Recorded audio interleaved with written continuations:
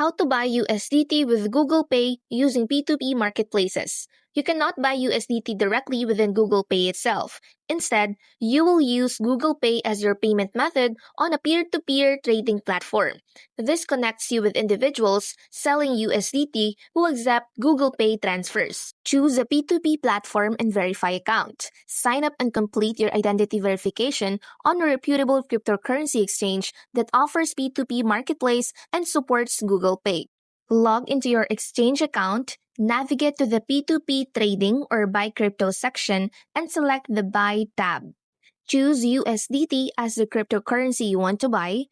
In the payment method filter, select Google Pay. This will display sellers willing to accept payments via Google Pay.